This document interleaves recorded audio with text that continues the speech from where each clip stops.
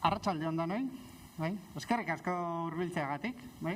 Azkenean jende mordoxka bat elkartu gara hemen eta guretzako pozgarria da hausnarketarako, sentsibilizaziorako eskaintzen ditugun gune hauetan, partaideak ikustea, herritarrak ikustea, gurasoak ikustea eta horixe da gaurko helburua. Danok hausnartzeko zerbait aterako bagenu egoera honetatik, danak pozik. Badira urte batzuk udalak konpetentzi digitalaren gaiari heldu ziola eta denok dakigun moduan azken hilabete urte honetan gaiak presentzia handia hartu du gure artean. Herrian sortu da mugimendu garrantzitsu bat, gaiari heldu nahi duna, gaiari buruz hausnartu nahi duna, eta gure ustez, udalaren egin beharra da herritar hauei sentsibilizazio hori laguntzea, horretarako lan egitea eta bide lagun izatea. Eta gaurko saioaren helburua ere hortik zetorren. Iruditzen zaigu herrian dagoen sentsibilizazio hori erdigunera ekartzea eta presentzia pixka bat ematea garrantzitsua dela eta besterik gabe saioari hasiera emango diogu eta ea danak azitxoren bat behintzat ateratzen dugun arratsalde honetatik. Gaurko gidaria Kix izango da, Kristine Lujanbio izango da, berak egingo ditu gidarlinak hemen goitik eta espero dezagun gozatzea eta gero zuek ere izango dezute parte hartzeko aukera eta parte hartzearekin ere aberastuko dugun esperantzan hasiko dugu saioa eta eskerrik asko.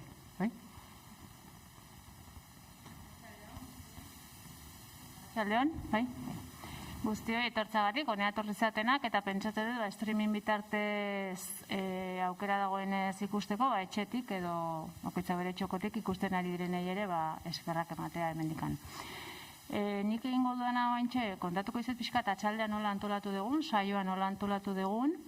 Nik egingo dut, oierren azalperen arira pixkat azaldu zertan gabiltzan Hernani momentu enten gai honen inguruan eta zerren ditugun atzeko urte batzuetan ere. Aurkeztuko izkitzuet gonbidatuak, noski, eta gonbidatu bakoitzari emango izkigu, gutxo bera 15 minutu edurrela, bakoitzak bere tartetxoa egiteko. Eta ondoren galderak egiteko tartea, irekiko dugu galderak, kezkak, nahi dituzuenak bota eta saioa horrekin bukatuko genuke. Gutxiko bera ordu terdiko saioa dela pentsatua daukagu. Gero sobre la marcha ikusiko genuke.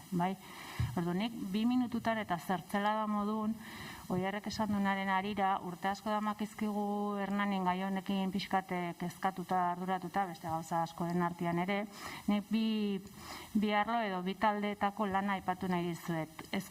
Hernaniko hezkuntza plataforman damakizkigu urte batzuk lanian, 2014 horrela modu finkoan, eta hezkuntza guk zehar lerro bezala ulertzen dugunez, hainbat gai desberdinekin jorratu izan dugu, hilabetero egiten genituen hezkuntza eskolak deitzen dizkigunak guk udaletxeko areto nagusian, ditxosozko COVID iritsi arte bintzat, hilabetero egiten genituen. Eta 2016ko urrian, egin genuen kompetentzia digitalaren saio bat, hain justu Maite Goñi etorri zitzaigula, hezkuntza eskola hartara, oso jende asko etorri zana eta oso gustura egin genuena. Eta bigarren saio bat egin genuen ere, eta errepikatu genuen Maite Goñirekin, 2019ko otsailean. Badia, urte batzuk eta saio batzuk egin ditugunak. Eta 2019ko urtarrilean ere, udaletxeko hezkuntza eta gazteri sailarekin antolatu zen beste hezkuntza eskola bat plataformatik, orokorra guazan, arrisku portaerak eta neraben arrisku portaera, bazan konsumoak eta ludopatiak eta beste arlo bazan online eta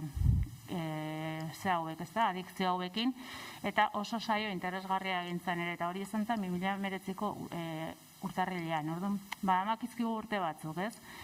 Eta gero sortudan beste taldetxo hau, guraso talde bat gabiltzanak, guk izenbururik ez dugu jarri taldeari, izenik ez dugu jarri, baina pixkat mugikorren erabileraren, edo noiz erosi seme-alabei mugikorrak, eta hori. Aurtengo ikasturtean osatu dugu taldean nolabait esateatik, baina hau etortzen zaigu LH5 genitunean guraso batzuk umeak, Miren Ros etortzen zaigu ikastolara halako formakuntza saio bat egitera bai guraso eta bai ikasleei, eta hor kontatzen digu Zarautzen badabiltzala talde batekin, guraso talde bat, umei mugikorra ahalik eta beranduen erosteko, eta bueno, pixkat idea horri helduta, aztengean mugitzen guraso batzuk herri mailan, hasiera batean oso gutxi ginenak, baina poliki-poliki herri mailako talde bat osatu da. Eta herri maila esaten dudanean da, ikastola desberdinetako gurasoak gaudelako, gabiltza talde motor edo eragile bat bezala gauzak antolatzen, eta pixka bat egin ditugu saioak hemen biterin, bidiru saio egin ditugu, sensibilizazio aldera eta formakuntza aldera, eta baditugu, solako helburu edo konpromiso txiki batzuk aurrean bide hortatik, ez? Aldegun beranduen edo erosteko lehen aldiz mugikorra gure seme-alabei, edo eta erosi baldin bazaie ere erabilera hori beraien laguntxoen artean eta pixkat mugatzeko edo bintzat beste erabilpen mota bat edo antolatzeko, ez? Eta pixkat hortan gabiltzan honetan, eta udalarekin harreman ere badugunez, eta laguntza auki dugunez saio batzuk eta antolatzeko, beste saio hau sortzen da, aukera hau egiteko, mai inguru egiteko, hemen ditugun gonbidapen hauekin, ez? Piskat horren arira. Orduan, aurkeztuko izkitzuet eta beraiei emango ietitza. Lehenengo hasiko dana hitz egiten Maite Goñi Izmendi da, lehenengoan dagoena iskinean. Maite da Mondragon Unibertsitateko irakaslea, teknopedagogia eta kompetentzia digitalaren esparruan, eta eskatu dioguna Maiteri pixka bat, 5 minutuko saiotxo batean, ez da asko ere, baina da pixka bat beste ikuspuntu hori, ez? Gu gabiltza mugikorrak ze kalte edo ze gauza txarrak eta egiten dituzten, baina beste ikuspuntu positibo bat edo pixkat lantzeko teknologia berrien baliagarritasuna bai hezkuntzan, hezkuntza mundukoa dalako, baina baita, nola erabili beharko genuke modu egoki batean mugikorra, ez? Pixkat zentzu horretatik eskatu diogu saiotxo txiki hori egitea. Nere ondoan dagoena, Eneko Jora Juria, Eneko irakaslea da, Urruñako San Frantses Xabier eskolako irakaslea da, eta horretaz aparte, 10 egunez pantailak utzi, horrela izena duen talde eta ekimen bateko kidea da, eta pixkat eskatu dioguna gaur azaltzea da hori, ez pixkat, parraleko egoera aprobetxatuz Urruñan denez irakasle kontatzeko, eta beste ekimentxo hori ere badira urteak funtzionatzen duna, martxan dagoela, nondi datorrez, zergatik, zeintzuz dian kezka horiek, hori kontatzeko eskatuko diogu Eneko hori. Eta azkena Miren Ros izango da, Miren Ros ezitzailea, formatzailea da, Bidelagun proiektuaren sortzailea, eta esan dizueten Zarautzen dagoen, beraien izena da Guk Aukera Guk 16 taldea, eta pixka da guraso ikuspuntutik edo ere kontatzeko, zeintzu dian beraien kezkak, zergatik sortzen dan talde hori, oze helbururekin, eta pixkat hori kontatzeko bere 15 minutu aldian, bai? Orduan, besterik gabe, Maiteri emango diot hitza, eta nahi dezunean Maite. Mila esker gonbidatzagatik, eta askotan egonda nago zuen artean, orduan eta zuen ikastetxekin ere lan eginda nago, orduan plazer bada beti bueltatzea, ez? Badakit, justu zuek bizkat nola nahi dezuen bideratu eta jardunaldi hau ez dela justu hiri etortzen nik kontauko dizuedan horren ingurukoa, baina saiatuko naiz, esan duzun, oso ondo esan duzun bezala, adierazten teknologia ere ze beharrezkoa da, eta kontestualizatzen, eta gero mugikorrarekin ere, eta bestela teknologiaren laguntzaz egin litezken 1000 kontu. Eta gero, kontauko dizkiazue gauzak, eta nahi bali badiazue galdetuko jazue nahi dezuena, baina hori da nire papera guaintxe momentu honetan, ez? Asko esan barra daukat baita, segurtasunaren alorrean ere asko ibiltzen naizela, bai gurasoekin, eta bestela, baina ikuspuntu izango da lehenengo igualazteko, nundik datorren eskoletan ze garrantzitsua dan kompetentzia digitalaren lanketa. Eta dakizuen bezala, edo pentsatzen dut agian entzungo zenutela, Europa mailan, Europar Batasunak eta baditu zehaztuta zeintzuk izan beharko luketen guretzat edo zein herritarrentzat hiritarrentzat kompetentzia gakoak bizitzarako, bizitzan ondo prestatuta egoteko, eta ez gertatzeko, gaur egun gertatzen ari dena, banketxe batera joan, eta adinekoek ez dakitela eragiketak egiten digitalki edo deklarazioa dela, edo bestelako hainbat gauza, oraintxe bertan ikusten ari garena, ez? Edo korreoz iristen zaizkigula phishinnak, edo virus maltzurrak sartzen zaizkigula edo non, mugikorrean, eta bar. Horrelakoak heldu hori ere ez gertatzeko, Europak esaten du gure kompetentzien artean, bada kompetentzia matematikoa eta beste hainbat 8 diragakoak, eta horietako bat ja aspalditik kompetentzia digitalaren garapena da.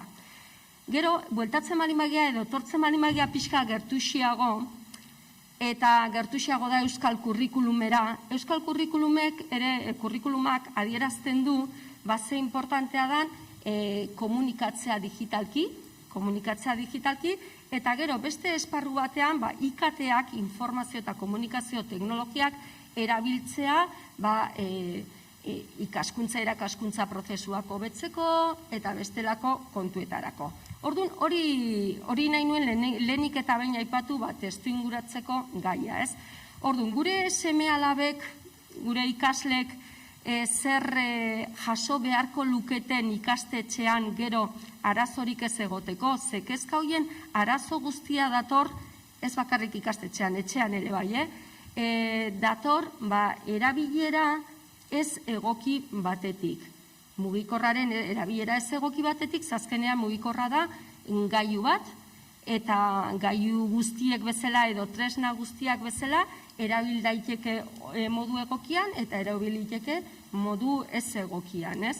Orduan, abia puntua izan beharko luke, gure seme-alaba guztiak gehi ikasleak eta bar, ikastetxean eta etxean prestatuta egon beharko lirateke 5 esparru hauetan. Bata da informazioaren esparrua. Badakizue informazio gaindosia. Ikerketak daude esaten dutenak gure ikaslek interneten egoteagatik bakarrik sinistu egiten dutela. Pentsatzen dutela interneten dagoen oro egia dela. Orduan, hortik abiatuta pentsa ze lana daukagun hori pixka bat desbideratzen hori edo ondo bideratzen. Eta orduan, informazioaren gaitasun hori, informazioaren gaindosi hori ondo kudeatzen, gestionatzen, gordetzen, bilatzen, ez bakarrik ere eskolan, bestela bizitzarako ere oso garrantzitsua izan beharko luke. Eta horrek laguntzen digu hor lehioaren beste aldean edo interneten beste plaza horretan dagoen guztira sartzen. Hori da izango itzateke atea. Eta hori oso ondo jakin beharko genuke kudeatzen. Ez bakarrik hori, jakin beharko genuke informazioa, gu informazioaren bila jun beharrean, informazio hori gugana nola heldu, nola jarri alertak, nola egon egunean, gauzekin eta bar.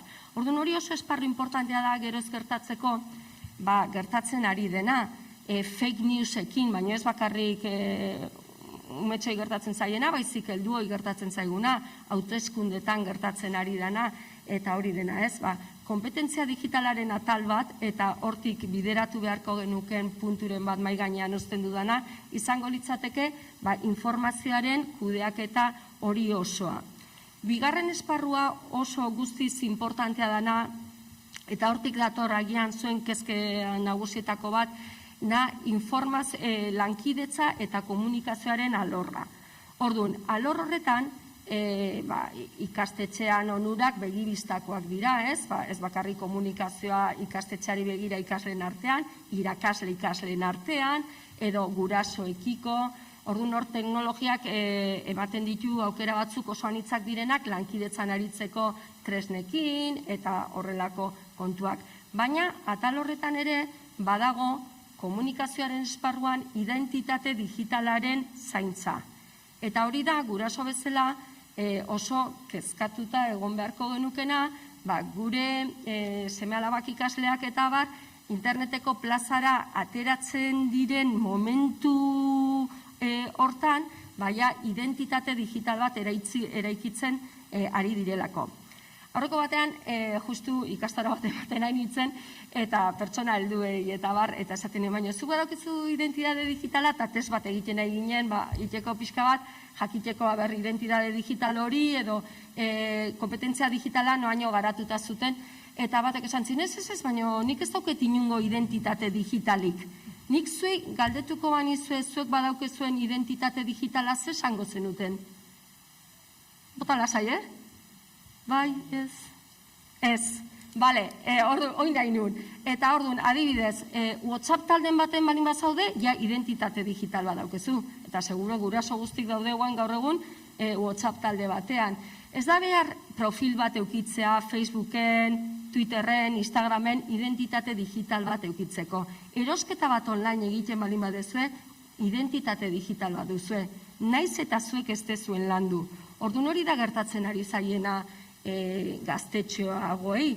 Beraiek identitate digital bat eta zuek bezala eta gu bezala sortzen ari dira, eta bitarten askotan nora ezean sortzen ari dira identitate digital hori, ez dutelako behar bezalako akonpainamendua momentu horretan eta bar.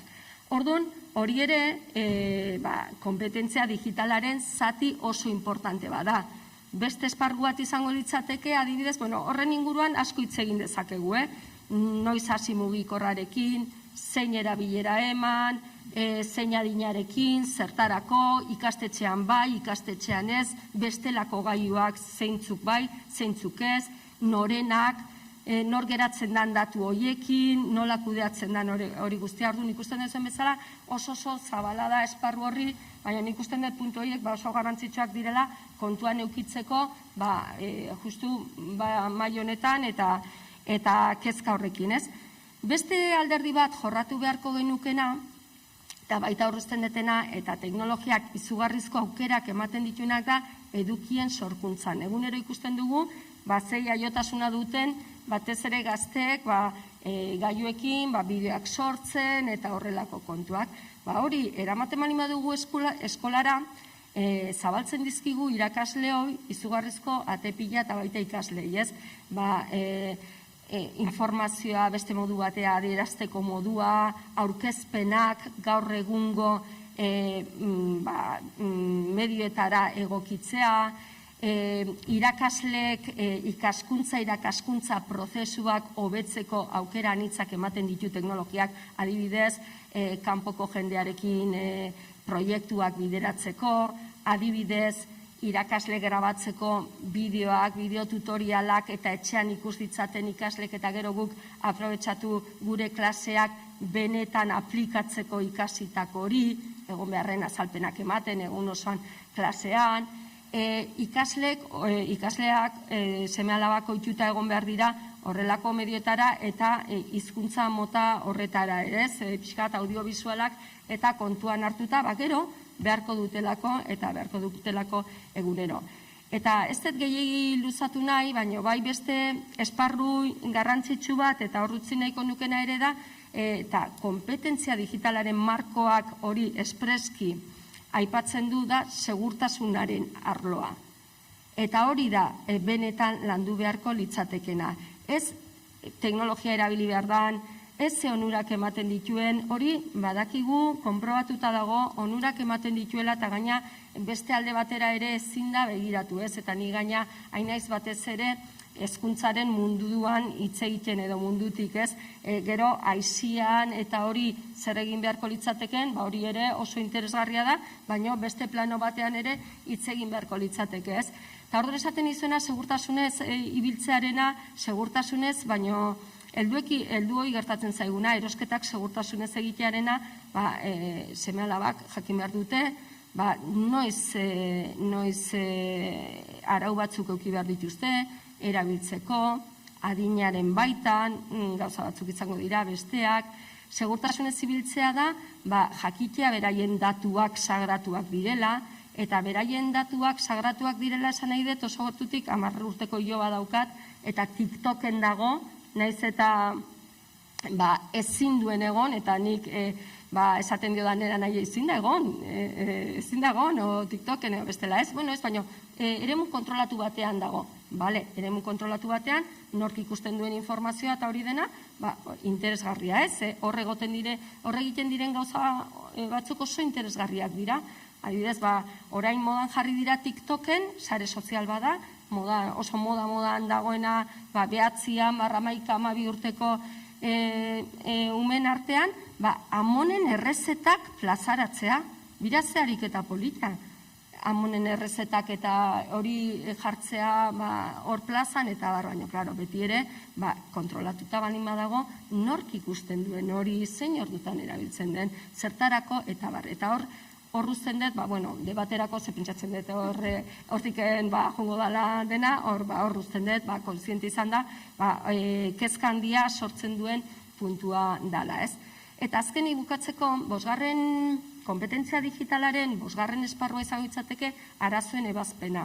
Orduan, oso garbi eduki behar dute, ez bakarrik arazo teknikoak, nola egin aurre arazo teknikoi, baizik bizitzan zehar nola bete utxune digitalak jakin beharko lukete, nun dauden, noraino jo beharko luketen, zein bide eman beharko litzateken, zein pauso eta bar. Beraiek txikiak balin badira ez noski, baizik inguruan gaudenok helduak, pixka bat esaten den bezala, zein izan liteken interneteko zebrabide hori eta nondik nora jo behar duten arazo horiek konponditzaten teknologiaren laguntzaz eta bar.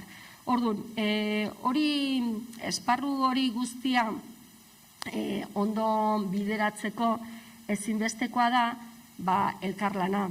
Ezinbestekoa da elkarlana eta horrelako ekimenak esan nahi dut, bai gurasoak alde batetik kezka hori agertzea, normala dan bezala, baina baita izugarrizko erantzukizuna daukeu bai irakaslok eta bai gurasoak, ze bien artean ez dago besterik, ez dago beste modurik, gure seme-alabak ikasleak eta bar, pixka bat erantzukizun horretan ezitzea.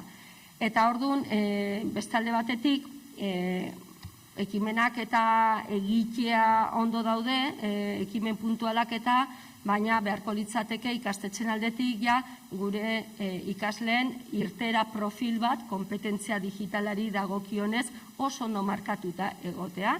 Ze ikusi dezue pandemia garaian ze importantea izan den teknologiaren erabilera eta askotan mandu horrek ikastetxeak aldez aurretik gogoeta hori edo estrategia mailan balima zeuken hori landuta, klase horiek eraman izan dira aurrera, berbe desentez eta nahiko ondo. Eta bitarten beste ikastetxe batzuetan, egon da hor, arrakala digitala, ikasleen aldetik, gailuen falta, irakasleen formazioaren falta, etxean ez egotea mediorik, ikusi dezue, ze nolako zailtasunak egon diren pandemia garai honetan. Eskerrik asko.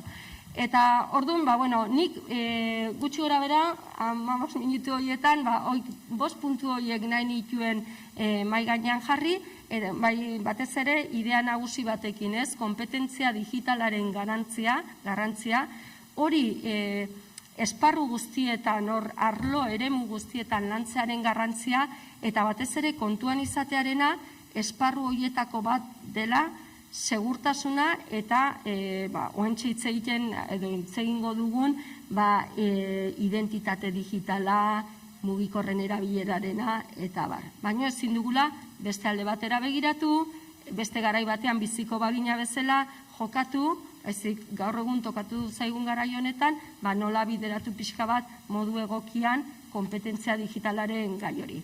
Eta, hitza pasatzen dez, zegoentxe 15 minutu ikustenen ez hor. Listo. Eskerrik asko, Maite. Zuek apuntatu galderak eta gero ingo ditugu, jarraiare ingo degulako. Orain, eneko jora juriari emango diot hitza, esan duten bezala, Frantses Xabier eskolatik dator, Urruñatik, eta beraien inguruko egoeraz gain, 10 egun pantailari gabeko ekimen horren inguruan hitz egingo dugu. Nahi dezunean. Gauan ahatsaldean eta mi esker main inguru honetara gomitaturik. Barkatuko nauzu ez naiz izlari trebea, beraz papera ekarri dut hainitzi irakurtzen arituko naiz. eta entxatuko naiz 15 minutuz aurkezten proiekturi 10 egunez pantailak utzi. Zein berdu mikroarekin ujondu, edo... Hora ongira, ez zuze beharrietan. Beraz, Urruñako San Frances Xavier eskolan erakasle naiz, lehen mailan, eta badu oraila urte 10 egunez pantailak utzi erronka eskolan eramaten dugula. Eta gaur jatxean batez ere hori buruz azalpen batzu emanen dizkizuet. Galdetu didate ze behaketa egiten genuen erakasle gisa eskolan. Labur bilduz, beste eskola guzietan, iparaldean, egoaldean pentsatzen gauza bera izaten dela, ikusten dugu publizitatearen, marketinaren eta telebistan edo pantailetan begiratzen diren mankizunen eragina egunero, izan jantzien markak edo telebistan ikusitakoen jostailoetan edo eskolako pusketan, arkatzak, boligrafoiek, denak, zakuak, jostetak ere, modak izaten dira, laster zabaltzen direnak eta laster joaten direnak, elkarrizketetan ere ikusten da, aurren arteko ajeretan ikusten da telebistaren eta pantailen eragina. Ikustena ere aurren irudimena eta sorkuntzan badela ere eragina bereziki aurrek marrazkiak egiten dituztelarik edo testuak idazten dituztelarik, agertzen dira pantailetan ikustako pertsonaia hainitz edo testuetan hainitz baliatzen dira produktu markak, automarkak, olako gauzak. Aipatzen alda ere aurren arreta edo atentzioa, uste dut denek eskola guzietan adin pixkat ni bezala duten erakasle guziak jaten dutela gero eta zailagoa dela aurren atentzioa txikitzea klasean. Behar direla gauza laburak pentsatu eta behar dela beren atentzioa deitu beti. Nahi baditugu mezuak edo ikasgaiak pasarazi. Eta bestaletik informatika kompetentzietan ez dugu zaigu iduritzen badela etxean garatzen dituzten kompetentzia iniz, nik nahi dut informatika mailan, adibidez fitxa bat aurkitu karpeta batean edo karpeta honean ezagri edo fitxategi baten luzapenaren arabera programa egoki bat hautatu edo programazioan, ez dut aurrainitz ezagutzen programazioa bakarrik ikasi duena etxean, eskolan egiten dira horiek denak, baina ez dira etxetik etortzen alta, denbora iniz pasatzen dute pantailen aintzinean. Horiek dira gure behaketa, baina ez dute balio zientifiko handirik. Ordan, proposatzen izan begiratzea zein datu kliniko adierazten dituzten osasun publikoaren ardura duten erakundeek, adibidez.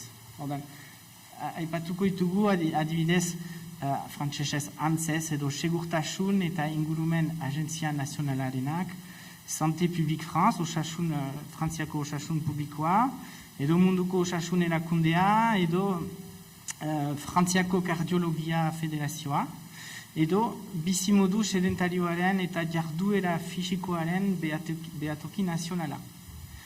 Ordan lehenik, aipatzen badugu, pantailen aintzinean pasatzen den denbora, hori neurtua izan da, Santé Publique France erakunde horrek neurtu zuen dola urte batzu, pandemia baino lehenago, Esteban deitutako txosten batean, eta beraz aurrek bataz beste egunero laborean eta 11 minutu pasatzen dituzte aixi pantailen aintzinean. Horrek nahi du eskolarako balio duten pantailak edo lan egiteko balio duten pantailak kontatu gabe, eta hori bataz beste urte osoan. Eta beraz kalkulagailu ateratzen badugu, ikusten da lehen hizkuntzatik batxiller gora denbora hori emendatzen dela, eta aur hezkuntzan jadanik, aur hezkuntzan jadanik aurrek denbora gehiago iragaiten dute pantailen aintzinean ikasgelan baino. Hori urtean bataz beste. Eta bigarren hezkuntzara heldu baino lehen, ikasgelan baino bi aldiz gehiago pantailen aitzinean pasatzen dituzte, eta joterakoan, bi kakotx bostetara pasatzen da. Beraz, erran nahi du, aixi pantailen aitzinean denbora hainitz pasatzen dutela aurrek, helduek ere bain noski, gaur aipatzen ditugu gaztetxoak, daturiek astronomikoak dira eta ez dira eragin gabekoak. Ordan, lehenik aipatzen alden eragina da bizimodu sedentarioa. Beraz, hasten aipatutako antzez horrek udazken hontan adierazi du, nerabeen bi herenek sedentarismoaren alerta atalaseak gainditzen dituztera. Eta ajaro dela osasun arlo batean populazio hainbeste handiak depasatzea alerta atalasa horiek.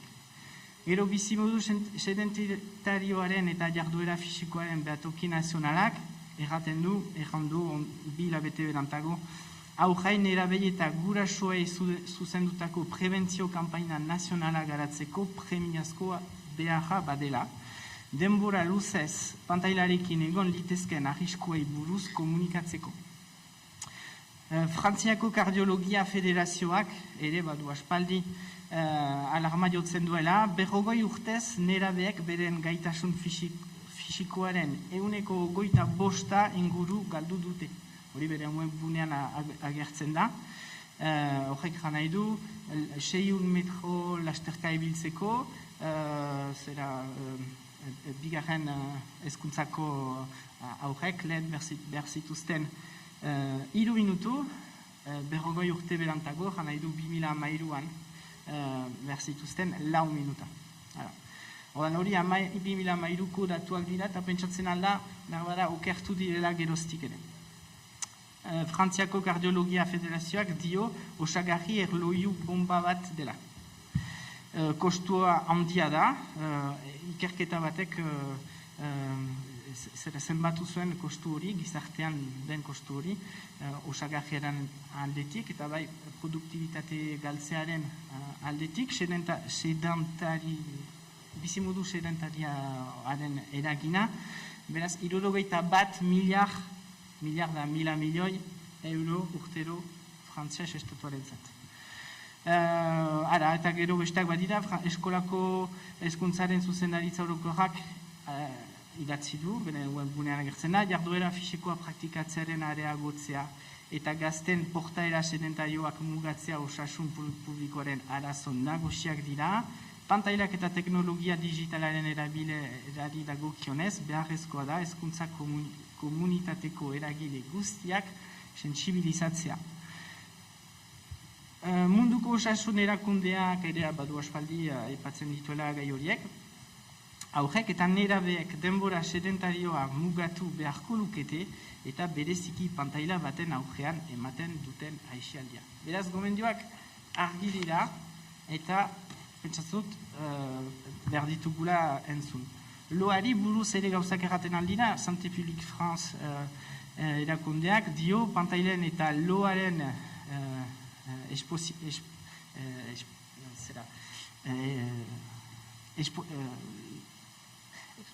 pantailen esposizioa eta loa lotzen dituen evidentziak maila altua du pantailek loaren gandituzten ondorioak fisiologikoki zein psikologikoki gehien ikertu duten arloetako bat da, pantailek loaren ganduten eragin kaltegarria ondo finkatuta dago. Beste txosten batek, ganden udazkenean, erakutsi du gazteek, 15-17 urteko gazteek, Frantzian, galdu dituztela, urte zonbaitzu ez, 25 urtez uste dut, 50 minutu lo bataz beste egunero. Gero aipatzen alda publizitatea, marketina, kontsumitzaile elkarte batek, atera du txosten bat ere udazkenean ere, eta ikertu ditu, begiratu ditu, aurrei zuzenduak zaizkien publizitate horren hainitz, eta sailkatu ditu publizitate horiek, eta adierazi du aurreri zuzenduak zaizkien publizitateak, janari publizitateak, zera janari horiek burasueri zuzenduak zaizkien publizitateetan aurkitzen direnak baino, askoz txarragoak direla. Zein agertzen dira aurren publizitateetan, aurren emankizunen publizitateetan, McDonald's, goxokiak, Haribo, Ferrero, Kellogg's, Burger King. Hala, publizitatea aipatzen badugu. Ez dut aipatzen familia elkarrizketa, zeinbat eta baino murriztua den otordu tenoreetan, telebista pizten dugularik, pantailak pizten ditugularik. American Psychological Associationek ere aipatzen du lotura bideojoko bortitz eta portaera erasokorraren arteko lotura aztertuen eta ondo finkatutakoenetakoa dela. Beraz, datu bat gaitzak ateratzen ditut hemen, baina horren parrean behar dugu pentsatu pixka bat denbora guzi hori. Aurrek aixi pantaila aintzinean pasatzen duten denbora guzi hori. Hortarako gu heldu gira 10 egunez pantailak utzi proiekturat, hori asmatu zuen Jacques Broder Quebeceko kirol erakasle batek, zendu dena meluruzki abenduan COVID-arekin.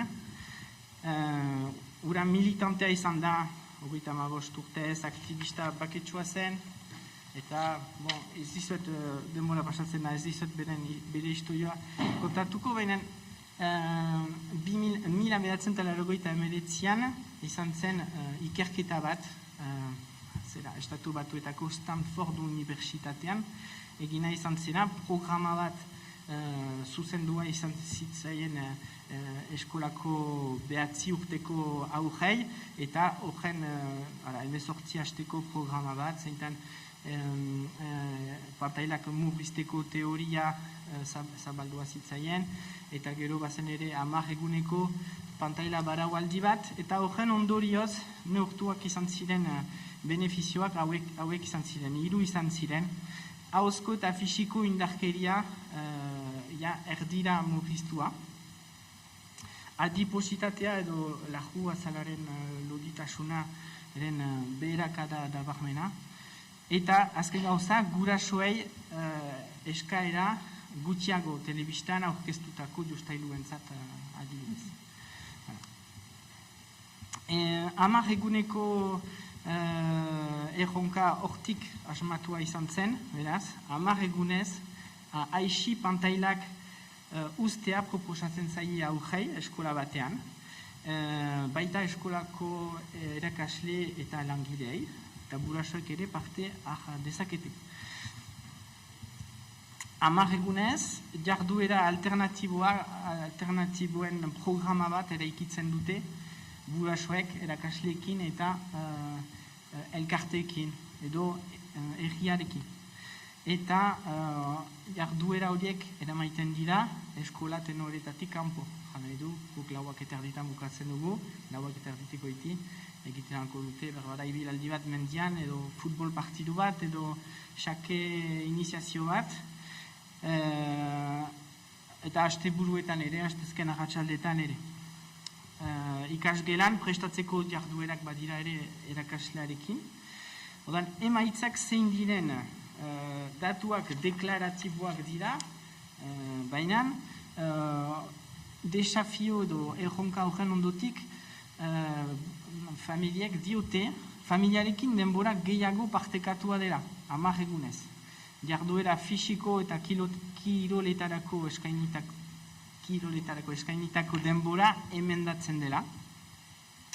Haur eta burasoek gehiago irakurtzen dute. Burasoek pantailen aintzinean pasatutako denbora txikitzen dute ere bai. Eta buraso gehiengo handiak, erronka baliagarritzat jotzen dute burasoen gehiengo handiak. Burasoen gehiengo handiak pantailen kontsumua menperatzen segitzeko asmoa dutela diote erronkaren ondotik. Atelatzen aldiren datu zonbaitzu. Metodologiari dagokionez, jamerda, irabazteko baldintzak betetzen direlarik, badira baldintza zomeitzu respetatu behar direnak, parte hartze tasa handia izaten alda, euneko $80 badira 3 ardatz segitu behar direnak lorpen hori lortzeko, jakitatea, gogoa eta ahalmena, orban jakitatea zabaldu gurasoeri eta aurrei erakutsi behar zaie, pantailen gehiagizko esposizioarekin lotutako kalteak zein izaten aldiren, aipatu ditugu sedentaritatea, loarekin duen eragina, publizitatea, gorputzaren irudia, eta beste zomeitzu, beste hainitzen. Eta pantailen denbora murriztearen benefizioak zein diren. Gorputz osasun hobeagoa izaitea, gaitasun fisikoak hobetzea, buru osasuna hobeagoa izaitea ere, gaitasun berriak garatzea, bestaletik. Izaten aldira, beste benefizioak ere hor adibide bat zonbaitzu maten ditut. Eta erakutsi ere, nola egin haur eta nerabeek pantailen kontsumua hobeki menperatzeko.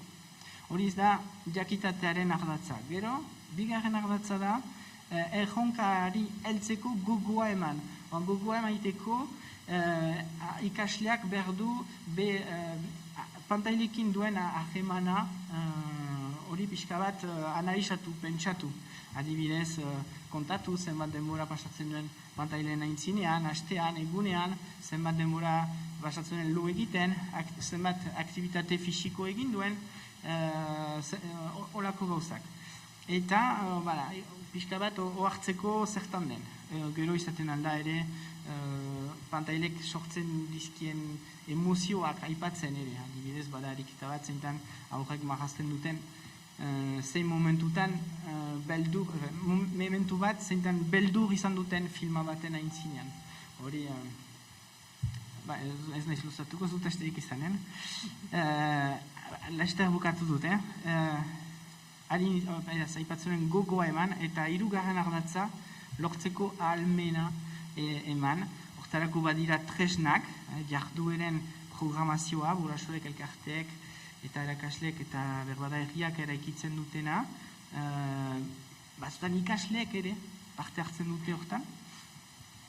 Egunkari liburuska bat badute, egunero marrazteko, idazteko bizi izan dutena, zer izan den zaila, zer maitatu duten, zer deskubritu duten.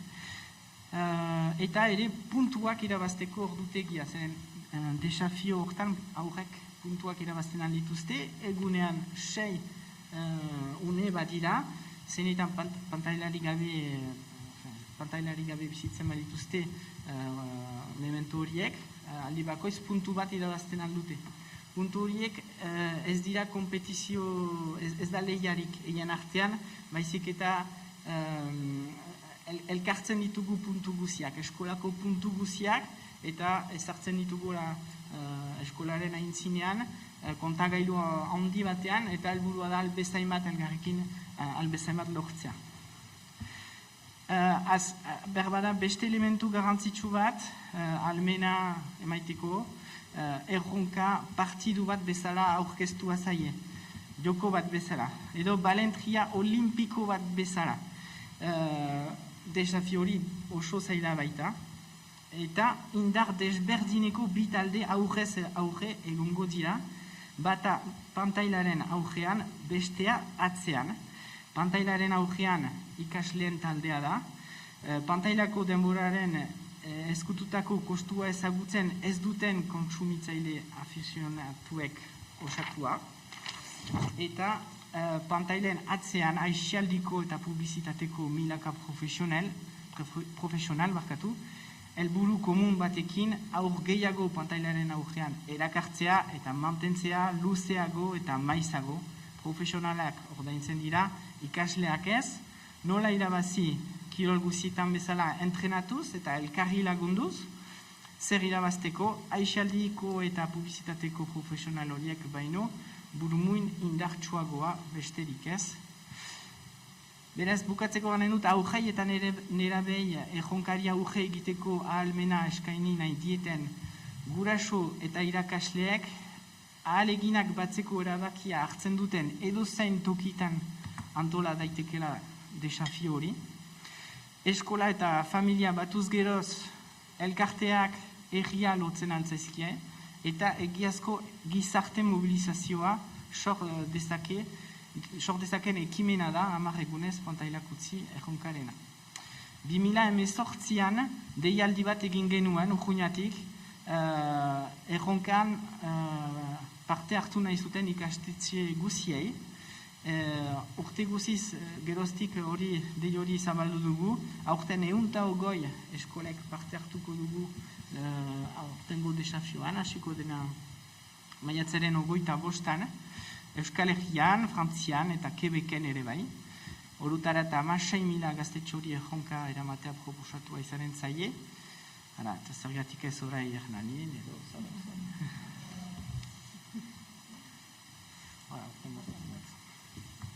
Asko, oso ondo. Eta miren, Ros, Zarauztik, guk erabaki guk 16, ez dizuiten? Bai. Bai. Vale, listo. Oni altxatuko naiz, baimena eskatu dut, eta mandi dako, ni hori eserita ez eta asko aguantatzen. Eta konturatu naiz, ez da kasualidade izango, baina 4 islari gaude eta 4 islaritatik 3 mugikorra megainan dute. Nire kontrolatzeko, nire hitzalditxo 15 minuteko kontrolatzeko honekin ere balio du. Bai? Ni hori, Zarautzetik nator, gure aukera guk 16, eta gu ez gaude mugikorren kontra, ez da teknologiaren kontra, gaude erabilpen oker baten kontra. Eta uste deu, gaur egun helduok ez deugula erabilpen egoki bat iten orokortasunean. Orduan nola demontre, erakutziko dizkio gure seme-alabei erabilpen egoki bat egiten. Hor da honetzako gakua. Eta lehen, ez dakizuri izena barkatu idazu, Oiarrek esaten zuen, eta oso ondo esaten zuen bezala, gaur hemen zaudeten batzuk ja ezagutzen zaituzte da entzun didazue. Baina hemen zaudeten guztio bakoitzako beto esan da, hausnarketa pertsonal bat, erabaki txikitxo bat bada ere, eramaten badezu etxera netzako ja hori posgarri izango izateke. Nire helburua hori da. Helduok indartzia eta hausnartzia zertan ari garen gero gure seme-alabekin hitz egiteko, bai. Orduan pixka motzian, kontrolatuko, lasai. Duela 2 urte, 2019an, Zarautzeko Salvatore Mitxelen ikastolan, lehen Kistinek esan du bezala, ni bide lagun moduan, guraso eskolak eta itzaileak ematen ditut ikastetxe ezberdinetan, batzutan ikasleekin, da gehien familiekin. Orduan ni gurasoekin asko identifikatzen ez, ni beha man izelako baita ere. Orduan guraso eskola baten, gai honi heldu genion, mugikorrak, teknologia, pantaiak, eta, ostras, esan genduen, 5 friki elkartu ginen, hemen hasi dakat taldeko partaide bat etorri zaigu gor konpainia itera. 5 friki elkartu ginen, esan duen, zer inberra dakau gai honekin, bai? Konturatu ginen mugikorra erosteko aitzaki o argumento nagusinetako bat, zala, eske beste lagunek ere badutelako, esten nire seme-alaba, azken izatea nahi, o bakarrik gelitzea nahi, orduan goazen arrazoi horri heltzera. Elduri ez egun fundamentuak. Da nola iten dugu? Ideia oso sinplia da. Elkartu gurasuak eta esan, zer iruditzen zaizue ikasturte honetan espadgo mugikorrik erosten. Halaxe, ideia sinplia dirudi ez da? Berez, galdetzen dugunean, norbaitek nahi dio bere seme-alabari mugikorra erostia, jendia normalean ez du nahi ez du inorrek nahi. Orduan, gure taldean izena, gure aukera guk 16 da, aditu ezberdin entzun da, adin egoki bat izango litzateke garunan heldutasuna iri begira eta horako tresna potente bat kudeatzeko gai izango litzateken pertsona baten adin egokiena esango genuke, bai? Baina esan dizudan bezala, egokitu gara maila bakoitzian zer egin dezakegun, bai? Ez da, oin 12 urteko gazte bateri esan 16 urte arte itxun behar dula, igual gehiagizkoa izan daiteke, baina nik esperantzazte galtzen, eta horren HH5 baten dagoen, LH baten dagoen aur bati, 16 urtekin eskuratzea telefonua, normala iruditzia, telefona mugikorra, smartphone esan nahi, normala iruditzia netzako lorpen kristeno lorpen izango litzateke, orduan hortan gabiz lanian, ez? Bildo markatzen ditugu, argi dakau, alde batetik kontzientziazioa oso importantia dela, olako saioak antolatzia eta Hernanik kriston indarra hartu dezu, hasi que sorionak alde hortatik ere, kriston enbidia ematen diguzue. Baina hori, kontzientziazio azkenean, nik beti aitortzen dut eta humiltasun guztiarekin. Nion dela 6 urte, 12 urteko alaba bat izango banu, igual mugikorra erosiko nioke, porque hain normalizatua dago, erlojua bezala, poligrafoa bezala dela, gure egunerokotasunean sartu da, olatua bezala, erosingo diot. Baina, ostras, goazen ikustera zer ari gara ematen, bai? Beti konparaketa egiten dut, giratzeko baimena, kotxeateatzeko 18 urte diala, eta inorrek ez du zalantzan jartzen hori. Argi dago lehena ezin dela atera, ez da?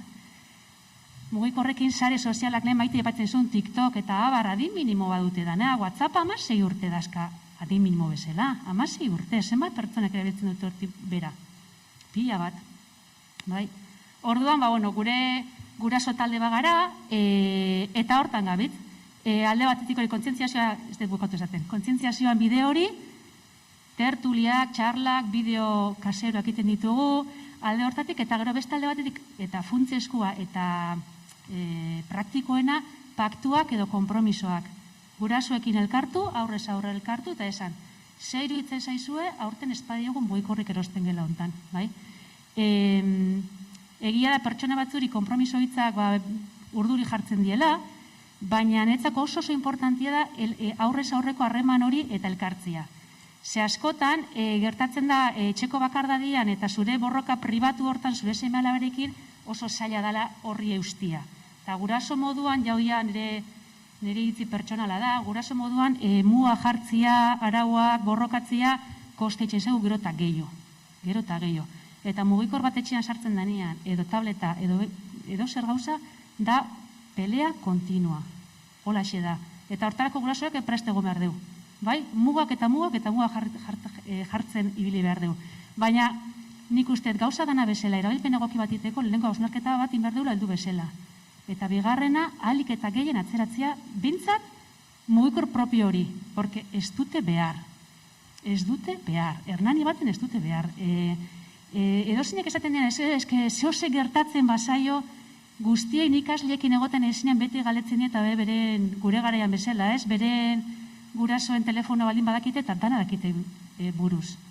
Eta Hernani baten, oihartzun baten, igual zait, ez dute behar. Eta gurasoen lasaitasun eta kontrolerako baldin bada ere, edo Nokia, ez teki propagandendekin, baina, mugikor patata batekin bakarrik deiak egin eta jasotzeko edo smartwatch horietako bat bakarrik deiak jaso eta egiteko horrekin nahikoa da. Ez tezu behar sare sozialik eta ez tezu behar ezer. Eta gero beste gauzat oso importantia baita ere, esaten dugu 16 urte arte ez, baina 16 urte arte ez du esan nahi gure semealak ez duela mugikorrik ikusiko, justo al revés. Hitz egin dezagun berarekin, egin dezagun pedagogia bat, ze erabilpen egiten ari gara gu mugikor horrekin.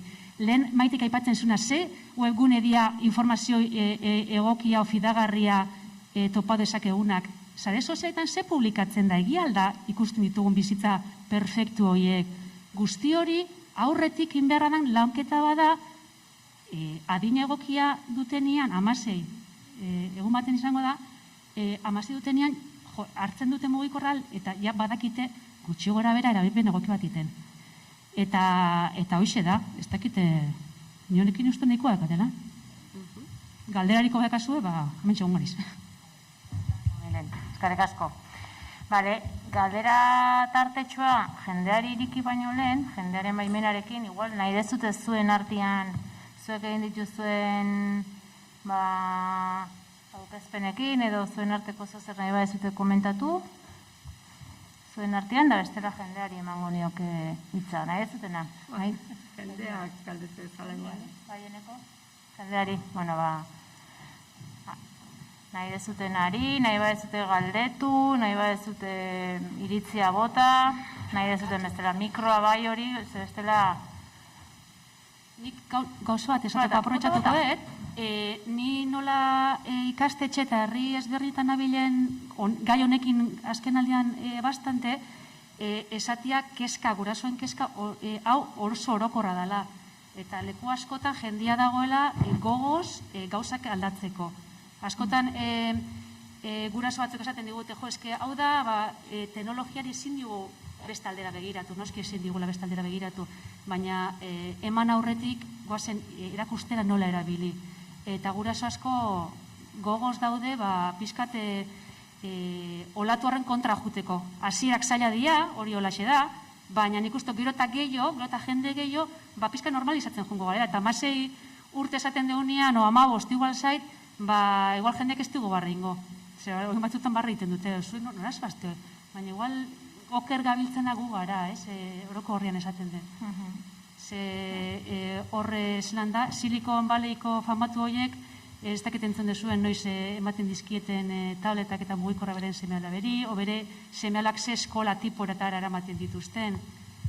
Orduan ez dakit, nik ustote hausnartzeko ematen dula, ez? Eta egia da ikerketek esaten dute oraindik goiz xamar ote dan olako ondorio zehatzak ateatzeko, baina nik nahikoa dakat nire bizitza propioan ikusten ni sofan isiltan nahonean eta mugikorra onduan baldin badakat pipi mesua jasotzen hasten ezen momentu hortan zer sentitzen deten barruan, ze tentazio hartzeko, horrekin ja ikusten nahi naiz horren menpe bizi naizela eta uste ez dela bidea.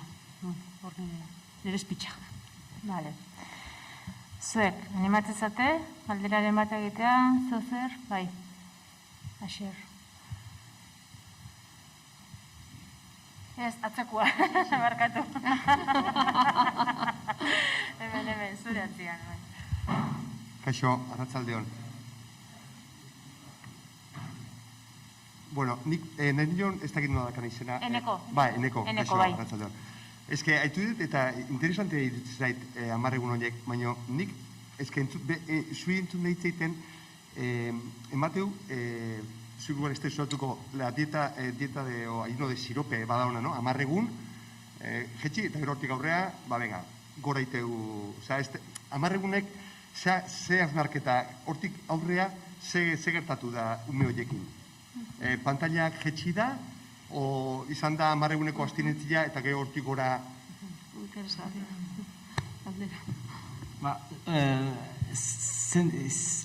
Eragina neurtzen zaila da. Ez gira etxeetan, ez dugu kontrolatzen noiz tabletak piztuak diren, eta gero konfinamendua ere izan da, eta gero jakin behar da badirela batitugula aurkariak, hastian aipatutakoak, beren lana da, aurren atxikitzea, beraz, joko berriak, Netflix agertu zen, urtez urte badira gauza berriak, pentsatzen dut, denbora aixi, pantailan izinan pasatzen den denbora, behar bada emendatu da, baina behar bada proiektu horrekin, behar bada proiektu hori gabe, behar bada aukerrago izanen zen, nik ez dut soberan hortzean. Baina, hola, buraso zonbaitzuen ohar batzu kontatzen aldizkizut, horretzen ez lehen urtean, aipatu ginelarik ginen dugu 10 egunez pantailak utzi proiektua, buraso batzuek gantzuten, zer da pantailekin, zergatik pantailak itzari behar dira, hori zen duela 4 urte, ez ziren kezka berdinak ere behar bada, baina, hastapenean batzuek ez zuten arazoa ikusten, ez zuten inoiz beren buruari galdetu ez, zergatik, pantailak ubeditugun itzali edo piztu, eta batzuk esaten zuten etxera sartu orduko telebista pizten zutela, eta hola ohitura bat zela, zergatik, zakitela zergatik, baina hola iten zutela, eta geroztik, berbada, ohitura horiek gehiago pentsatuak dituzte, eta berbada, telebista ez dute pizten, hola etxera sartzean aldi bako, ez, nik entzuten ditut, buraso edo aur gehiago erraiten, nik ez ditut pantailak begiratzen al, nahi dudan bezain bat, egiten aste buruan bakarrik, edo aste azken ahatsaldetan. Ez dakiten desafioaren eragina den, edo prentsan edo burasoek irakurri dituztenaren eragina, ez dut neurtzen al, baina pentsatzen dut badela zerbait ala ere elgarrekin egiteko erranaldi Afrikar batek erraten omen du aur baten azteko erri oso bat behar dela, eta proiektu hortan hori interesgarria atxematen duenik erakasleak burasoekin, baita elkarteekin, zerbait elgarrekin eramaitea, eta egiazko loturak sortzea gure artean. Ulertu nahi dut, orduan, 10 egun horiek diela arazoa biztaratzeko. Barkatu zut. 10 eguneiek erabiltzen dituzuela arasua biztaratzeko etxeetan eta jendeak konturatzeko arazo bat daola. Bai, da... Ez gehien bat, ez gehiago soluzioa, baizik eta biztaratzeko arazo hori daola, ez da? Kontzientzia hartze bat sortzeko da. Eta gero, ondotik, pentsatzen dut badela eragina, pentsatzen dut burasoek orain, zeran neurtzen dutela gehiago, edo pentsatzen dutela gehiago, pantainan hainzinean hainiz gelditu den eraurra, berbada astuntan, beste zerbait egin behar dugu, kanporaian behar dugu, pentsatzen dut ohiturak aldatzen direla, berbada ez egin handiean, baina luzarako pentsatzen dut pixka bat. Beste norbait? Galderaren bat?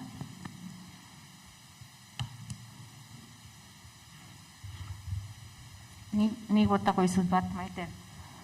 Bai? Aipatu dezu pixka bat, hezkuntza arloan eta konpetentzia guztiak, pixkat mundu horretan, nola nire galdera izan dezake, nola irudikatzen dezunzuk, nola hitzaldi suelto edo saiotxo suelto formakuntza saioak egiten dira, bai ikasleekin, bai familiekin ere batzutan, baina nolabait gauzatxo sueltuak bezala, ez? Nolabait ulertzeko. Kompetentzia digitala kurrikulumean integratze aldera modu integral batean. Nola ikusten duzu? Hezkuntzan beste plan sendoago bat eta pretentziosoago bat ere inkluso, ez? Nola irudikatzen duzu hori? Ze momentu honetan ez dago. Bueno, nik uste dut hori dalagakoa, ez? Nik garbi daukat ekimenak, adibidez, oso lagungarriak izan litezke hori kontzientziazioa, bada pixka entzuten nahi nitzenen, gogora etorri zai pixka Euskaraldiarena, kontzientziazioa, marreguneko kanpaina, egiten dira gauza, gero agian hazi bat ere itzen da, baina normalean ez da izaten hori igual soluzioa. Nik gehiago ikusten dut olako mailaz mailako zer eukibarko luketen ondo estrategia baten barruan pentsatuta, irtera profil bat mailakatuta, DBH-eraino zer, beste hori, ez da, askotan olakotan sortzen zaidan zalantza da, 15-16 urte bitartean, pantailari gabe, karo, esparrua ere oso ondo bereizi behar da, aizialdia zari garen, eta 4 orduari zaren aizian eta beste zer, eta intelektualki ekarpenik egingo ez dizun zerbaitetan, edo erabiltzen ari zaran, helburu didaktiko batekin, edo bestelakoetan. Orduan ikuste dut oso ondo agian berandu egizan liteke baita kompetentzia digital bat garatzeko 15-16 urteetan hartzea, zergatik hizkuntza bat garatzen duzunean bezala edo lantzen duzunean bezala. Orduan gauza burukin egin behar dira, eta burukin egiteko zan nahi du estrategia bat, plan bat egin behar dela, egin dira saiakerak, gobernuetatik etorri dira, baina gogatzen bali mazate eskola 2.0 eta horrelako ekimenetan gehien bat oinarria gailuan ipintzen zen. Eta hori da errexena, ze hori egiten da diruz lagunduta. Baina ez dana diruz zain errex laguntzen da irakasleen formazio horrekin eta horrekin laguntza bat gurasoentzat, eta horrekin eskolarentzat diagnostiko bat ikusteko nun dagoen, zer egin liteken. Gero baita, hor gertatzen dira, ni eskola askotan egon da hau, eta gertatzen dena da, batzuk presa handiagoa dute, eta maitzak nahi dituzte, eta orduan ikastaro konkretuak, eta horrela, baino irakasle batek ez du aldatuko bere ikuspegia, bere lanketarako modua, ez du aldatuko baldin eta hori ez balima dago oso ondo sustatuta eta errotuta ikastetxean bertan. Orduan hor, kulturala da, eta kulturala da, gurasoek egin dezakete, udaletxeak egin dezake, eta ikastetxeak egin du. Orduan, nire ustez, aukeretako bat edo, igual, hausatuko nintzatek esatea bakarra da, oso ondo planifikatzea irtera profila, kompetentzia guztietan planifikatzen diran bezala, matematikan denok garbi daukegu eta ez dugu zalantzan jartzen, bukatzen dutenen DBH edo etapa bat edo urrengoan, zer kompetentzia izan beharko luketen eta nola garatu beharko litzateken hori, mailaz maila. Kasu honetan gauza bera da, eta horregatik hasi naiz esaten hasieratik Europak hori aurre ikusten duela, eta gero marko oso badagoela horren, nik oso azaletik azaldu dizuet, baina bai irakaslearen kompetentzia digitalaren markoa garatuta dago, naiz eta irakasle gehienek ez duten ezagutzen, edo askok ez duten ezagutzen, eta desde luego esparru horietan ez duten garatuta hori, eta irakasleon gaitasun digitalaren esparru bat da, ikasleengan sustatzea kompetentzia digitala. Nekez sustatuko du irakasle batek ikasleengan kompetentzia digitala, beak ez baldin badauke kompetentzia hori garatuta. Eta irakasleok Europako markoaren baitan sustatu beharko genuke kompetentzia digitala ikasleena lehen aipatutako 5 eremu horietan. Orduan nik alderdi horretatik garbi ikusten dut. Gero horrek ez du kentzen, lantzen balin bada eta garbi balin badauke zein da profila, erresago iritsiko gea aisialdiko horretara, erabilera maltzurretara, beste esparru guztietan gertatzen da bezala. Baina hori da, lan bat oso konstante izan barrauke, etengabea ondo planifikatua. Eta sentsibilizazio kanpainak oso ondo daude, beti laguntzen dute, eta etortzea entzutea ere begiak zabaltzen ditu, agian ikuspuntu bat etzenuena pentsatzen laguntzen dizu hori hartzen, eta ideak, eta egia da, azkenen esan ditugun gauzak oso osagarriak dira, ez dago inungo arazorik. Azkenean tresnak dira, eta hau tresna bada. Eta ni egon naiteke hemen zu egiten ari zarena hori egiten, ni hemen egon naiteke egiten. Eta akatsa da aurre iritziak eukitzea. Eta hori oso importantea da. Zer ni egon naiteke egiten, edo ordua eukibarren ordulari hori hemen dauket. Edo apunteak hori hemen egiten ditut. Orduan aurre iritzi horiek eta erabilera egoki bat ematea, ez? Eta nire ustez ezinbestean planifikazio egoki bat. Gero gobernuaren papera oso importante izan barko luke, noski. Bota, miren. Gauzatxo bat, ez dakit igual, ez dut ondo esplikatu, nik ez dut esan 16 urte arte pantaila gabe, ez da gutxiago, gainera justo nago, hor zurekin bat iten dut, uste kompetentzia digitalak, hori planifikatuta, maila bakoitzen noraino heldu, zehaztuta, eta horrek ekarriko liguke erabilpen egoki bat itia baita aisialdian ere. Nitz egiten nengoen 16 urte arte, uste aipatu detela, 16 urte arte mugikor smartphone propio horik ez eukitzia, gure gaztiek, hori bat, horrek ez du esan nahi, gurasoen mugikorratik behiratzea eta hortik ikastia, gure eskutik ikastia. Eta ja, hezkuntza sisteman txertatuta baldin badago guzti hori, zoragarri horriko litzateke, hori ez dakati ningo justo kontrakoa, baina bai da... Hori importantea da igual. Bai, horrekin bat iten dut euneko eunian, baina netzako, nia betorren ez, guraso bezala, gure aukera guk 16 da, mugikorretan zentratutako ekimen konkretu bat. Bai, orduan, hor bai dakaula argi, atzeratzea nahi deula, alik eta gehien. Justo horregatik ez dagoelako formakuntza egoki bat. Gurasoak ere ez dakau formakuntza egoki bat honen inguruan. Eta zuk esaten duzune, irakasleek, heltzen dian punturaino orduan, horrekin nik bat iten dut. Eta badakizu LOMLOE orain lege berriak zerbait jasotzen duen horren inguruan, Maite? Esan bai, paperak dena jasotzen du. Dena jasotzen du, eta badago kontzientziazio hori, badago paperetan jasoa, baina guain ere kurrikulumean jasota dago. Ez da, ikaritu plana. Jasota dago dena, eta dago ikastetxe batzuetan kompetentzia matematikoa edo zientifikoa edo ekimenaren kompetentzia batzuetan, ikastetxe batzuetan, ia ez da egiten, lantzen, eta beste batzuetan gehiago da asko, ikastetxe horren lehentasun estrategikoak zeintzuk diren. Eta horren baitan, pandemia garaien hain garbi ikusi dut, hain garbi, ze ni haututan hau ikastetxe ezberdinetako mailetara eta hori dena eta irakasle pila batekin azken 20 urtetan. Orduan oso garbi ezagutzen dut egoera.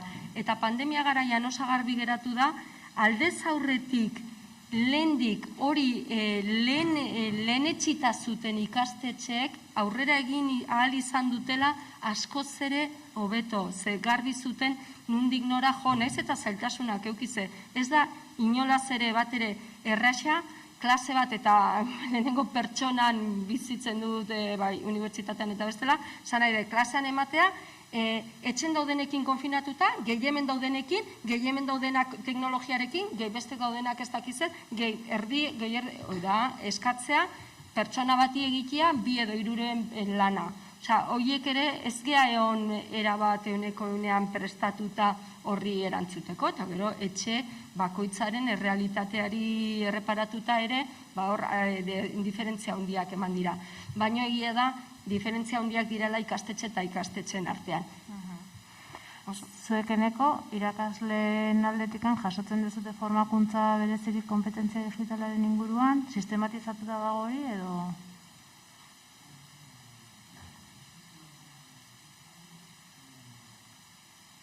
Formakuntza saioak jasotzen dituzue irakasleen bezala? Bai, parte hartu dut formakuntza inizetan ere. Sistematizatu, badaukera.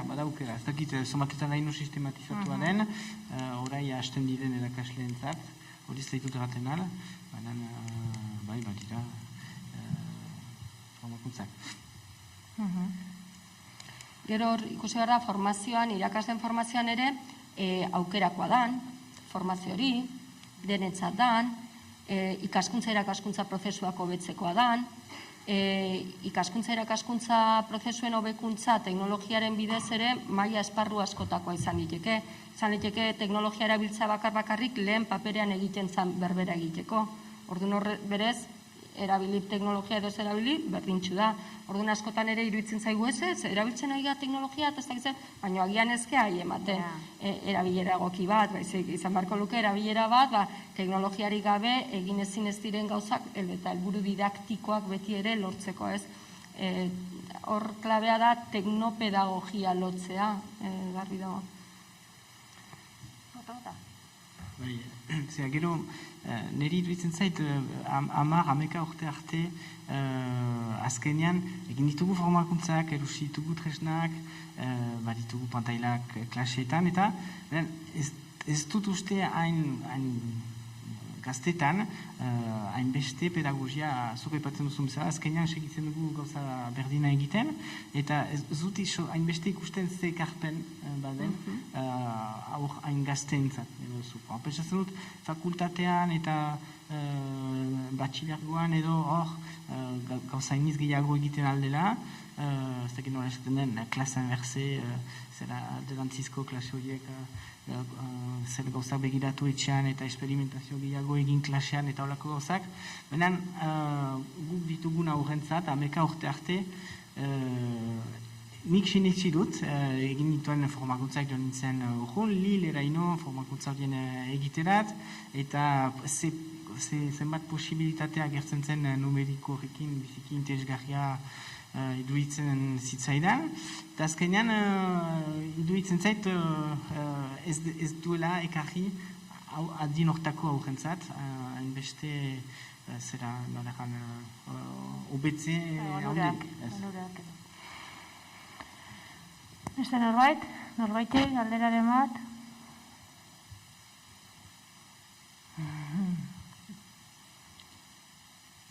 Ez? Bale, honetan utziko dugu orduan? Bai? Bota. Maitentzako. Aber, adina, zuretzako ze adin aproposa zantzateke? Banekin galdera hori, hola, azterketa guztitan erortzen da galdera da. Bueno, hor esan dezakegu,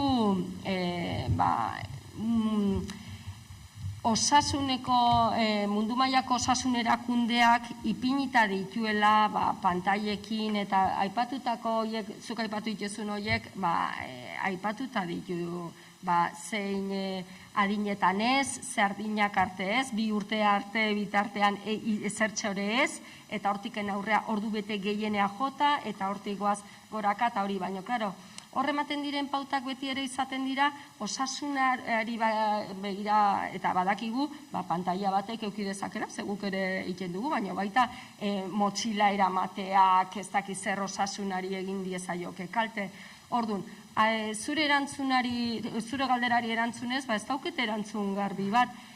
Bai ikusten denik, izan barra daukela adostua eta erabilera oso justifikatuarekin txikitan. Eta beti ere, hori, adibidez, askotan egiten da eskuaren mugimendua talantzen da, eta horretari, igual, xagua egitearena, ibiltzarena, bakarrik igual hori, edo oso mailakatua dena, ez? Nik ikusten 5. eta 6. mailan adibidez, oso gauza interesgarriak mundu mailan egiten dira eskoletan eta lantzen da kompetentzia tekniko. 5. 6. mailan, desde luego, garbi da. Horregatik egintzan apustu bat aurreko legealdin edo egintzanen 2.0ko hori ere 5. eta 6. mailako entzat izan zan, adina proposa jotzen zalako, horrekin hasteko eta bar. Hortik aurrea, zer da, ez da ezer estankoa, ez da ezer izan behar dauke, ikusi behar da pixka bat, zein helbururekin, baina 5. eta 6. mailan helburu didaktikoekin ematen du gauza bat, zentzuzko izan litekena. Naiz eta gero, garbi ikusi behar da, hor pasatzen duten denbora, gurasoek oso jakitun izan behar dira zertan, zer egiten duten, ze hor proposamena zan, astean behin ordu bete erabiltzea, oza, pentsau, eta orduan jende, guraso guztik esaten du, baina hoi, noagoaz horrekin, ez da nahikoa, ez? Orduan hor ikusi behar da, zein helbururekin, hor egin behar da irtera profilioiek eta bar, eta desde logo, adinoietan erabilera zentzudun batetik. Enik, adibidez, mugikorrena, askotan hitz egin dugu mugikorrak eskolan bai ala ez.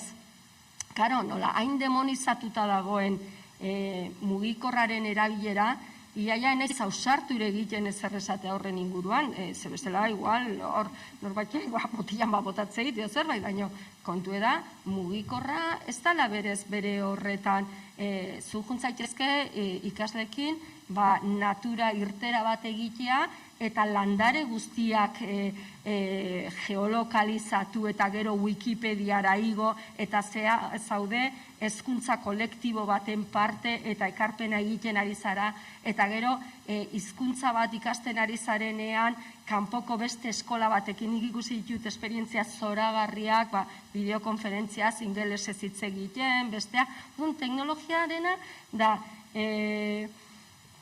nola erabileraren baitakoa da. Eta adina ere izan beharko luke, nik adibidez, balin badute, ez daki zenbat urtetik aurrera, 11, 12, 13, beti ere, behintzat, eskolaren esparruan, naiz ausartzen hainbeste esparru batzuetan hitz egitea, izan beharroke oso kontrolatuta, eta bakarrik horretarako, helburu didaktiko horretarako.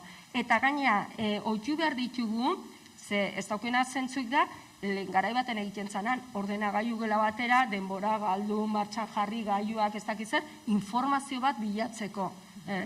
Informazio bat bilatzeko, agian, artera dezakezu hau, eta informazioa bilatu, eta gero jarraitu lanean.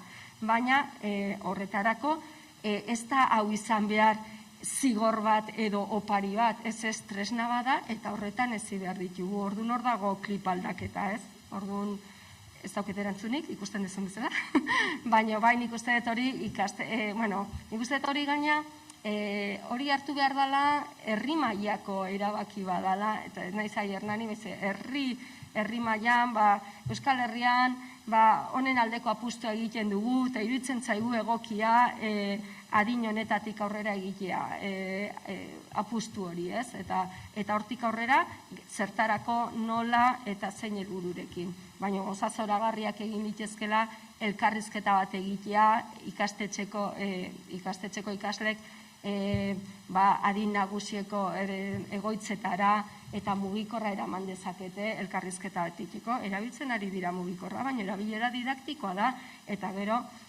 mila gauza kontatuko nizkizuek, baina, klaro, ez nahi ematea defentsa egiten ari naizenik, besterik gabe, realitate bat adierazten ari naiz ez.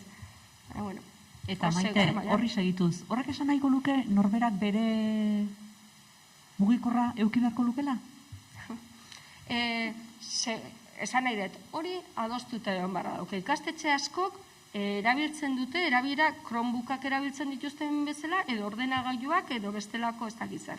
Edo bat plana dutenak, hau da ikasle bakoitzeko ematen zaie ordenagailua. Eske berdin egiten du, gertatzen dena da, gero erabilera hori arautu egin behar dela. Adibidez, gela baten barruan esaten baldin bada, erabilera bat eman behar zaiola, erabilera hori eman behar zaiola, eta gero gorde egin behar dira, eta hori naturaltasunez, askotan, apaletan jartzen diran bezala ordenagailuak, guain ariketa egin behar duelako, guain ez dakiz zer. Orduan, zer gertatzen da, askotan nola erabiltzen dan, opari bezala eta hori ematen du, ja hartzen dezunen eskutan inberra aukezula ez dakiz zer, eta naturaltasun, beste naturaltasun batekin erabili beharko genuke, baina hori hezkuntzaren barruan dago. Hori egin behar dago, pausoz pauso, eta hori berziklatzea erakusten zaien bezala, eta beste kompetentzia batzuk erakusten zaizkien bezala, hau ere, horren barrunean beharko luke. Gauzatxo bat. Bai, bota. Nik, naturaltasunak entzuten dizutenean, ni jartzen ez gurasoan paperan, eta badaki zer gertatzen dan gure txikiek Chromebookakin etxekuranak egiten dituztenean. Irekita dazkabela ez dakizen baleio, YouTubeko bideo bat, Hangoutseko beste bat, orduan, guraso bezala, ezin eskua da hori kontrolatzea. Lehen osaten genduan, etxekurana dazka, eta zein berdezu idazlan bat, eta guk ikusten genduan, zein zen etxeko lana. Oin, ordenagailu erekitzen dute, eta guraso bezala ez dakau tresnak hori kudeatzeko, ez?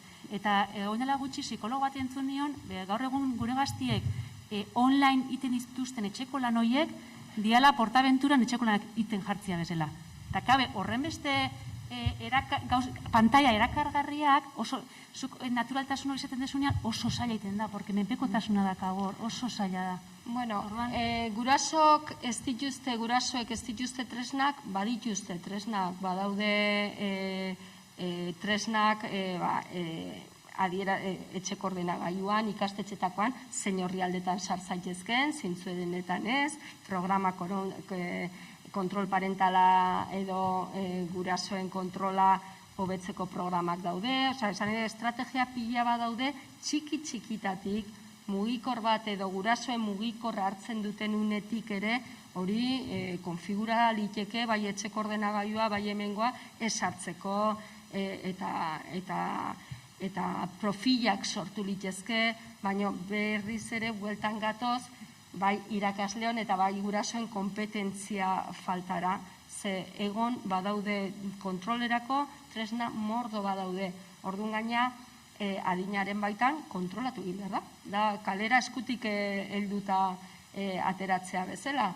Eta beti ere, akonpainamendu hori, etxeko lanak egiteakon da hori txikitatik, eta gero adin batea iritsiko die, kalen daudenen bezala, osea, ingo dute, nahi dutena, nahiz eta zuk esan, ez dakiz zerta bar. Orduan, horregon edo besten, baina bai eremu kontrolatu bat ezar litekela. Osea, ezin dana kontrolatu, bai kontrolatu liteke. Eta baina, gero ikus liteke, historial guztia, nun ibili diren, nahi ezpada horrietara sartzea izgakoak hori dena konfiguratu liteke ordenagailuan, eta bakarrik utzi operatibo egin behar duten horretarako, ikusi behar da etxeko lanak ia internetera jo behar duten edo ez, zeagian ez dagoen edo intranet batean edo zertan da bizten, orduan, da pixka bat egoeraren baitan, etxeko lanaren baitan, eta helburu didaktikoaren baitan, baina normala da, norbaitek ez bali badu kontrolatzen esatea etxeko lanak iten nahi naiz, eta, euskalo zertara idi ez, beste edozein esparrutan bezala. Baina bai, posible da gutxi gora bera kontrolatzea pixka bat. Urko? Bai, eskerrik asko entzutzeagatik. Bai, pixka bat maite entzuten ari naiz, eta igual teorian eta pixka bat aukera ezberdinak eta daudela, eta esplikatzen eta horrela, baina gero gu guraso bezala eta praktikan azkenean ikusten deguna, ez? Eta ikusten deguna da, kalean umeak, etengabe, mugikorrekin, ez dakiz zer, pixka bat panorama agian beltzagoa edo, ez? Eta bai irutzen zaitela, adibidez Mirenek eta dinamika hori dala pixka bat praktikara eramatea, ez, gurasoen artean paktuak edo konpromisoak edo pixka bat ekintzaileagoa bezala, ez? Hau da, Maite zurea pixka bat teorikoagoa bezala ikusten dut, eta Mirenen eta ekintzaileagoa, ez? Orduan, galetu nahi dizun, bai, oso no teoria, baina ekintzara nola pasatzen geha, edo zer, ez? Pixka bat, zer egin dezakegun, azkenean gero realitatea iunagoa da. Eta bai, teorian hitzaldietan eta soportatu daitezke gauza asko, baina gero praktikan egunerokotasunean beste gauza bat ikusten dugu, ez? Pixkat hortik. Bai, baina hori esan nahi dut, zein ere muri buruz aizean, aizialdiri buruz aiban batzea, desde luego praktikara eramar dira, desde luego gauza horiek juntatu, eta esan ezingo dute ibili hori, eta esan nahi dut, eremuaren baitan, baina hori gauza bera da, etxean telebista zenbat orduz egon litezken edo beste zerbaitetan, orden die arauak, etxeko arauak eta gurasoen zereginen esparruan sartzen diren arauiek. Orduan hori nahi, adibidez, juntatzearena, adostearena, nahi zoragarri iruditzen zaizkit olako gauzak eta oso praktikoak iruditzen zaizkit horri dagokionez kanpoko gauzak eta hori. Eta etxekoak direnak, gutxinez hasi informatzen, ordenagailua bat erabili behar badute eta eman bazaie tresna bat, erabilera hori nolakoa izan liteken eta orduan gurasoen erantzukizuna bai da kontrolatzea eremu hori, ze ordenagailu bat eramaten eiza. Orduan horregatik esaten neun, orduan zer nundiken hasi, enteratu, badauken ze sistema eragilarekin bertan etortzen dan kontrolerako zerba hori bai, ze horritan ibiltzen diren, zein ordutan konektatzen diren, arau batzu jarri, mugikorra sartzen zeanen etxean egon barra dauke toki komun batean, etxeko lanak egin behar dira hemen, orduan, esan edet, praktikara eramateko 1000 gomendio daude, esan edet egin litezkenak kontrolatu baino. Ze gertatzen da, askotan ere erosoa dala, ustea telebista edo, nik askotan ikusten ditut ume txikik, eta utzi pantailatxo bat, eta hori eta jazta, benga. Eta hola ez dau karrasika, edo ez dau protestan, edo ez dau ezakizer. Baina hori da zen onarekin ere jokatzea. Eta horretan, betiko esaten diran gauzak eta ez dira teorikoak baizi dira praktika, etxe bakoitzak bere arauak ipini behar ditu. Eta hemen bakarrik ibili liteke, ez dakin noiztik, ez dakin nora konektatuta, edo etxeko lanak bali baituzu, ingurune kontrolatu batean. Edo salan daudela, edo ez dakin nun daudela, edo... Eta adinaren baitan, baita eske olaitzeitea orokorrean oso zaila egiten zait, baina, bueno, txikik direnean, desde logo, bezpean, interneten balin badaude. Nik askotan pentsatzen detena da hori, 9 urtekin eta hori nola ematen zaien hau, dana munduko tresnarik potentena. Ze honekin egin liteke eta gaina, gutxinez, mai gainek ordenagailuetan eta hori jardezakezu agian kamera tapauta edo ez dakizet, hemen dauku, demo guztin mikrofonoa, demo guztin kamera, jolas digitalak, elektroniko digitalak eta abar eta bluetooth bidez eta konektatzen diren horiek adibidez, askotan remotoki urrunean konekta ditezke kamarak eta horrelako gauzak. Orduan, ezer oparitu horretik jakin beharko genuke benetan ze aukerak dituzten. Adibidez, badago gida bat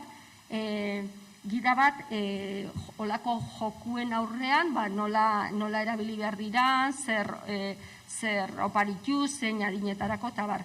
Eta esaten diazunari hori pixka bat erantzunez, badaude horrelako guneak erreferentziazkoak direnak, horrelako gauzetan pixkanaka irakurtza ere oso gomendagarri izan litekena, pantailas amigas bat izan liteke, infibeko horri izan liteke, enaiz etorri horretarako justu eneuken hori burun, baina badaude pila bat horri, bakarrik pantailas amigas edo internet segura for kids, IS4K, horri horretan, topauko duzu gurasoentzako espreski azalpenak denari buruz. Orduan da, pixkanaka ere, irakasleok gure erantzukizuna daukeun bezala eta importantea dan bezala prestatuta egotea, gurasok ere importantea da. Eta horrelako erreferente bat eukitzean ustez oso importantea da. Zezuk irakurtzen duzu zerbait, gero bestearekin komentatzen duzu, eta gero iritsi zaitezke, bataldean hau itzen dugu, eta hau hartu behar dugu, ze ikusten nahi naiz, irakurtzen ari naiz, eta horrela. Gero beste gauza bat da, antolatuta ematea guraso eskolei, formazio sakonagoa, egokitua, beharretara eta hori ere, oso ondo dago. Baina bestela, guraso bezala esaten baiezu zer, nondiken has naiteke eta hori, hau praktikoa eruditzen zait. Praktikoa baita da, webgune batera jotzea, adibidez Internet Seguro for Kids, eta han daude olako bi azalpena gurasoentzako, irakaslentzako gidak, gurasoentzat, modu errazean, oso errazean kontatuta, eta bar.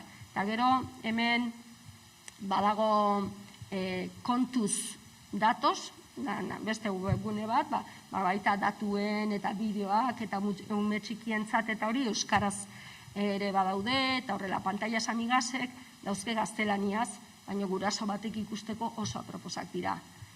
Jakiteko zer dan sextina, edo zer dan fishina, edo zer diran, hor dauden, hor kanpon dauden arrisku guztiak, ez dira gutxi, gaina. Baina ez dira gutxi, etxean, kanpoan, helduentzat eta ez zain helduentzat, denentzat. Oso ondo, listo orduan, 8 pasia diaia. Tonto, bi ordu jontzaizkigu. Mila esker, berriz ere Maite, Miren eta Enekori, zuei ere bai, etortzagatikan, eta neron artean egiten ditugun gauzak. Eskerrik asko. Eskerrik asko.